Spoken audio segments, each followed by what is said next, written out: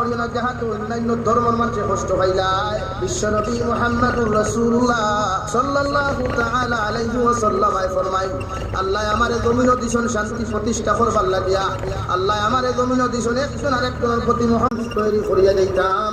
অর্থাৎ হিন্দু মানুষে মুসলমানদের শ্রদ্ধা করতো, মুসলমানে হিন্দুরে শ্রদ্ধা করতো, খ্রিস্টানে মুসলমানদের শ্রদ্ধা করতো, মুসলমানে খ্রিস্টানদের জমিন শ্রদ্ধা করতো।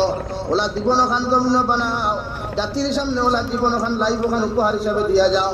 তুমি মারা যাইবা, তোমার ফুয়া মরবা, তোমার বাবা মরবা, চোদ্দ গোষ্ঠী মরিয়া যাইবা। মগর মানুষের শরণাক করে তোমারে স্মরণ করিয়া তোমার লোকে মুনাজাত যখন লাগবো সূরা ইখলাস 3 বার করিয়া আল্লাহর আদালতের মধ্যে কইব, আল্লাহ আমার দলচরা গ্রামের মধ্যে ওলা একজন যুবক আসলো, ওলা একজন মুরব্বী আসলা রে দয়াল, এত ভালো মানুষ আসলা, এত দিনদার ইমানদার মুত্তাকি মানুষ আসলা রে দয়াল।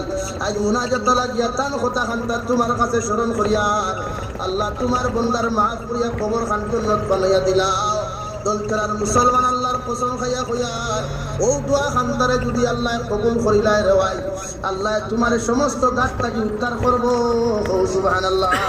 দলচরার মুসলমান যত গুনাহ করে, যত নাফরমানিয়ার যত নিমকার আমি করতে ভাই, একটাবার আল্লাহর কুদরতর কদম খান মাথা খান্তা নত করিয়া 2 রাকাত নফল নামাজ পড়িয়া চকুর পানি ফলাইয়া যখন আল্লাহর আদালত ধরে ধরে শর্মিন্দা করবে, আল্লাহর নবী মুহাম্মদুর রাসূলুল্লাহ সাল্লাল্লাহু তাআলা আলাইহি ওয়াসাল্লাম ফরমায়, আবার উম্মতের চকুর পানি চোখটাকে জমির হইতে পড়তে দেরি হয়, মগর আল্লাহ উম্মতরে মাফ করিয়া দিতে দেরি করেন না।